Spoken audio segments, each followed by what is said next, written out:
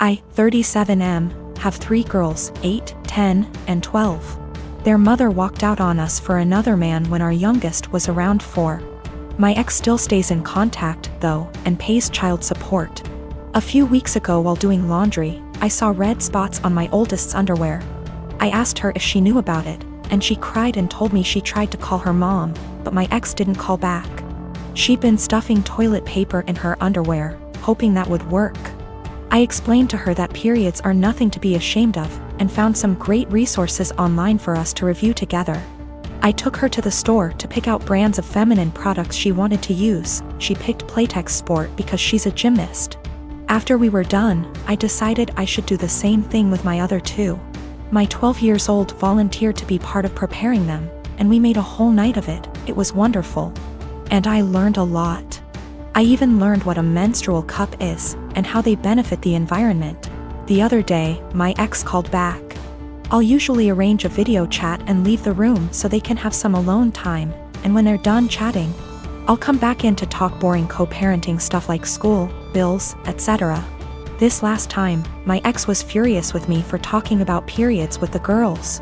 She shouted at me that I was sick and perverted. Why didn't I call her myself if I knew it was so urgent?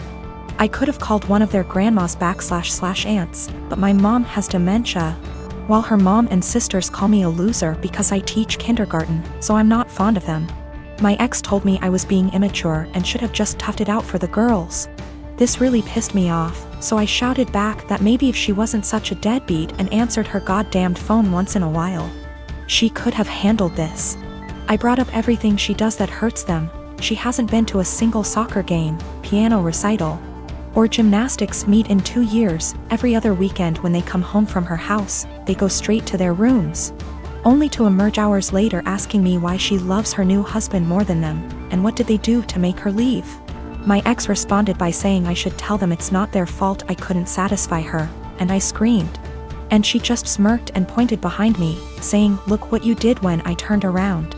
My 8 years old and 10 years old were standing in the doorway crying. It broke my heart. I never shout, so I know I scared them. My 12 years old stormed in and started screaming at her mom, and while I appreciate her sticking up for me, this is not a battle I want her fighting. My ex hung up before I could fully de-escalate the situation. And let's just say the girls have been given free reign of the ice cream and limitless hours of video games, because I feel so bad. I even watched all the Twilight movies with them, so don't say I don't love them. I met this guy about 18 months ago, and we've been together since. He knows about my employment history, and he said that he has no issue with it. Though he did ask me to tell his family the white lie I occasionally use on my CV and stuff, which is that I was a waitress. A month ago we found out that I'm 2 months pregnant. He says this is great news, and we should move in together. I assumed he'd be moving into my place because he rents his far smaller 1-bedroom flat while I own mine. And I have room for a baby's room while he doesn't. Also, I really don't want to leave my flat. It's my flat, I love it, I could see myself living here for the rest of my life. And I don't want to lose the security of owning a flat and have to go back to paying rent or a mortgage each month. However, he then said that he didn't want to move into my place, and said I should sell it and we buy a place together. I said that I like my place, it means a lot to me that I was able to buy it. And it represents years of working my arse off scrimping and saving. He then said that he understands all of that, but we should be living together by the time the baby comes, and he didn't want to live in my flat. I asked him why not. It's a great flat, it's central to everything, it's spacious, it's got room for all his stuff. There's a daycare in the building, run / owned by another tenant, and a school 5-minute walk away, the list goes on. And he said that he didn't want to live in a flat that was bought with stripper money. That really pissed me off, and I told him no. Way am I selling my flat, and that he never had an issue with my stripper money paying for this flat before now. I said I wasn't giving up the security of owning a home for someone who tries to make me feel ashamed about something I don't feel ashamed of. He said that his point is if I sold the flat then we could get a new place with the money from the sale. I said, wouldn't that still be stripper money? And he said that's different, and I asked how. He then said he was going back to his place because I can't talk to you when you're in this state. He's gone back to his flat now and he's texted me saying I'm overreacting / irrational and I need to think of this realistically, rather than emotionally. He says he wouldn't feel right raising a child in my flat knowing how I purchased it and selling back / moving is the best idea of all of us, not to mention the fact he isn't on the deed because it's my place and it would never feel like our place because of this.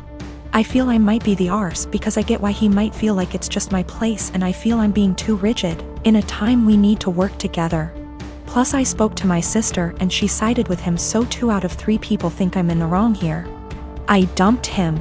There was a whole conversation and during the conversation he said he didn't want to be a parent if I wasn't willing to do everything he wanted, including sharing a house back / deed, plus staying together.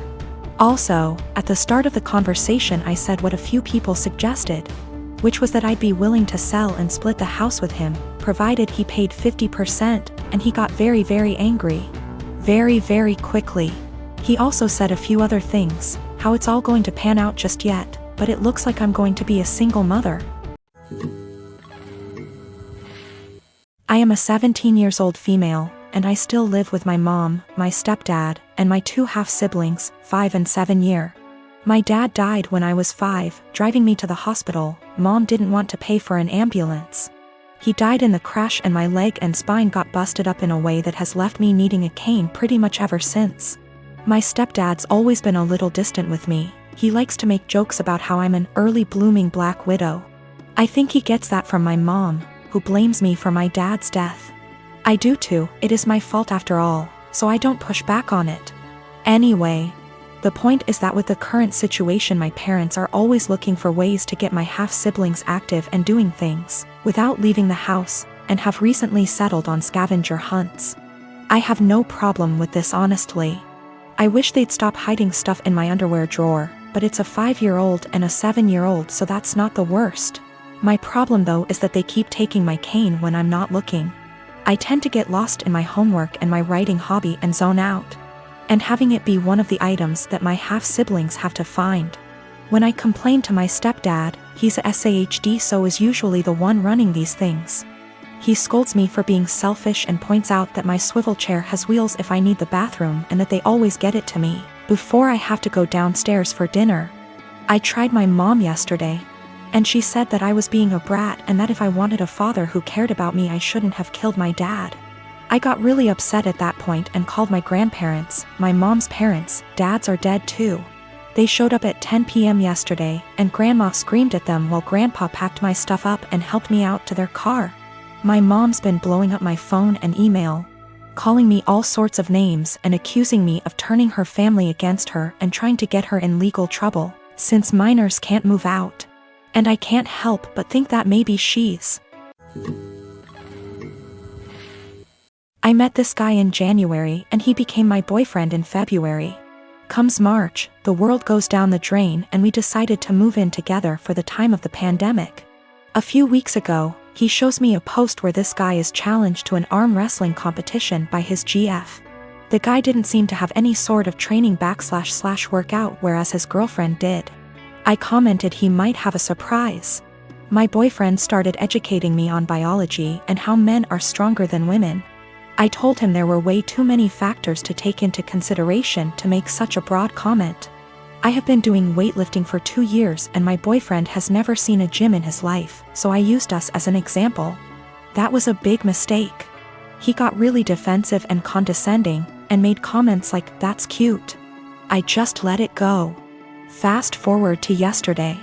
He's playing some game with his friend, online, and I can clearly hear him talk about me. Well, curiosity killed the cat. At first it's all pretty and my ego is bursting, but then he says I'm delusional because I think I'm stronger than him. Pause. Seriously? I know I'm weak but not weaker than a girl. So later, I decide to call him on his BS.